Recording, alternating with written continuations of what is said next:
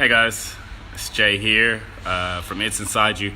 I just wanted to do a kind of short live video just on the topic of working for God and actually what that entails. Hopefully I'll get through it before this shopping center closes. I'm kind of making use of their Wi-Fi. But anyway, so there's a very, very particular verse in the Gospels that talks about serving God versus serving money. And that's in Matthew chapter 6, verse 24. Hello, my buddy. So Jesus says in Matthew chapter 6, verse 24, that we can't serve two masters at the same time because we're going to end up loving one and hating the other, clinging to one and despising the other. And the two masters actually aren't, who we would traditionally expect. I mean, one is God, obviously, so we might think that.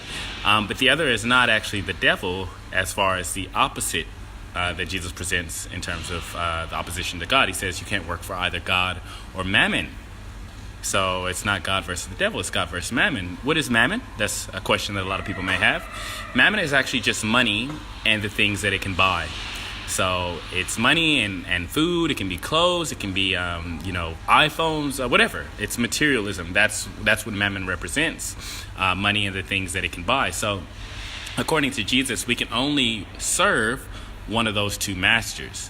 And then we get to the question of what does it mean to serve something? What does it actually mean? So even me, when I was younger, I used to attend a Pentecostal church in Los Angeles when I was younger. And I thought that serving money or serving mammon meant like saying prayers to mammon or singing songs of worship to mammon, to money, for example. So I thought, I'm not guilty of that. So obviously I must be serving God, right? It was only much later in life when I was in my late teens that I realized that actually the word serve in that context, it actually means to work for. In fact, I recently read a blog post that was pointing out that in the Aramaic, the term literally that's used for the word serve means to work for. So what it really means is you can't work for the purpose of both God and money at the same time, because those two ideals, those two guiding forces are polar opposites. They pull us in different directions.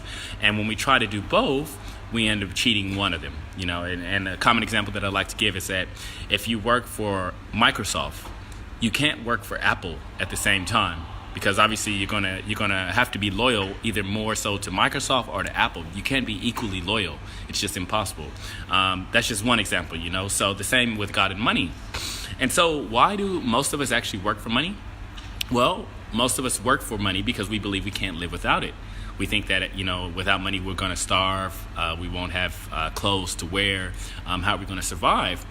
And those are all very fundamental, worldwide, universal kind of questions. But what's so miraculous in reality and just so awe-inspiring is the fact that Jesus addressed this very same issue in his most famous sermon. So in the Sermon on the Mount, he didn't talk about, luxury vehicles. He didn't talk about houses. He didn't talk about all these kind of excess things that we tend to imagine as our needs, quote unquote. But he talks about the most fundamental needs that we all have. And that's for food, that's for clothes, and that's for drink. Those are the big three that we need to even stay alive. And he said that he had the audacity to say that if we would use our time and our energy, our lives, to seek God's kingdom and his righteousness, then all of our needs will be met. And in particular, he was zeroing in on our needs for food, our needs for clothing, our needs for drinks. He said, consider the flowers. They don't have jobs. They don't have wages. But God always clothes the flowers even better than King Solomon with all his glory. Consider the birds. They don't have employment, but they always have food because God loves and cares for them. So in the same way, why do we worry so much? Why are we so anxious for money? And that's such a powerful statement, because I think if we're really honest with ourselves, we'll see that in so many areas of our lives, we tend to do things for material rewards. And this is a little bit of a teaser for you guys, but basically in the next couple of weeks, God willing, I'm hoping to do a video featuring Daniel Suello, who's also known as Zero Currency Man. He's a guy who's lived in America for over 15 years without using any money. Pardon the noise. But yeah, he lived in America for over 15 years without using money until, in order to care for his aging parents, he started to use some money to help them out.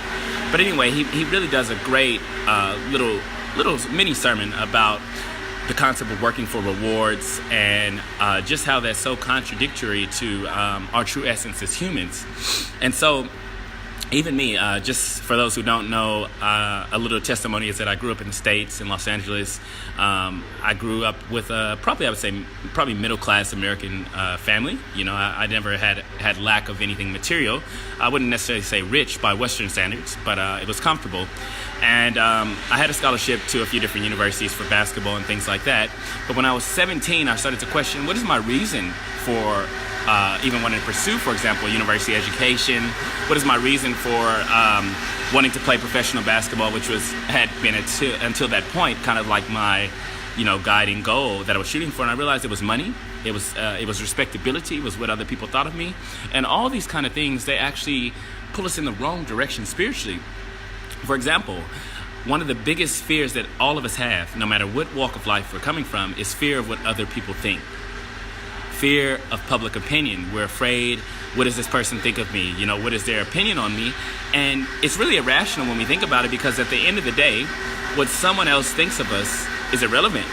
Jesus addressed this. He said, don't fear those who can kill the body, but afterwards can't do anything else. They can't do anything with your soul. He said, fear the one who has the power not only to kill the body, but then to cast the soul into hell. And that's God.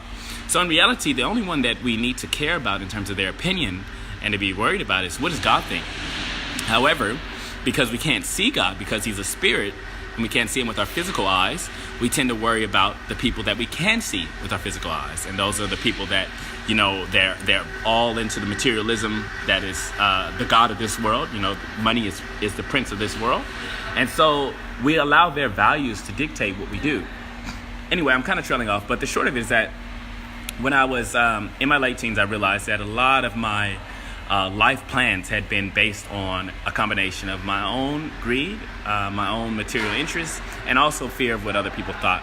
And I started to realize that at the end of the day, at the end of my life, if we die today, that's not going to be important. What's going to be important is, am I following Christ? Am I doing the things that Jesus actually taught? And I started to consider, the gospel that I had received up until that point, which was, you just say a prayer, you accept Jesus into your heart, and you're saved eternally. I started to realize that's not what Jesus actually taught.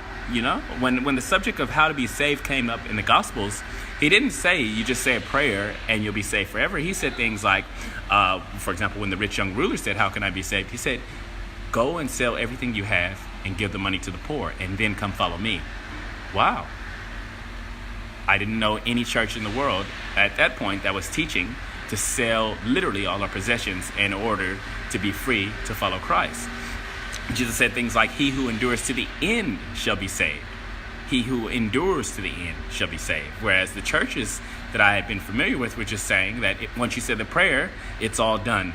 Once you're saved, you're always saved, eternal salvation. And that doctrine, even though it sounds appealing, it's not really rooted in the things that Jesus said. So without making this too long, guys, because I want to wrap this up. Hello, it looks like I've got 2 people, so that's nice. Hopefully more people will check this out later. But I just want to share that the main jux that I think all of us have to confront, we're kind of at a crossroads in our life, is who we're going to serve, basically, God or money. And one reason I feel kind of a little bit, it's almost getting urgent to get that message out, is because of the mark of the beast. So for those who don't know, that's in Revelation 13, verse 16 and 18. The mark of the beast is where the Antichrist causes everyone, rich or poor, great or small, to receive the mark in their right hand or in their forehead, without which they can't buy or sell. And cash is rapidly becoming obsolete. More and more places you travel all around the world, you can't use cash money. If you want to buy things, you need a card. If you want to board a train, you need a card. That's tap and go. The human microchipping agenda is taking effect. And it won't be long, it seems, until the mark of the beast is realized in our lifetime, where you literally can't pay with cash. So that's when really people are going to be put to the test to see, do they have enough faith in God to refuse that mark of the beast? And to say, hey, look, I trust that God will find a way to feed and clothe me, even without money, because that's what the mark is. It's just a new form of money. It's a biometric form of money. Do they have the faith to just trust God to meet their needs? Or do they feel like, oh no, without money, I can't survive, and so they get the mark? And so that's why we really, before that happens, we need to confront this issue head on and decide who we're going to serve. Is it God or is it Mammon? So that's the short message I just wanted us to leave someone with. Hopefully it speaks to you. And if you have comments or whatever, just drop me a line. Love to hear your thoughts. And God bless. And thanks to to Anna and John Mark for checking this out. God bless you. Have a good one.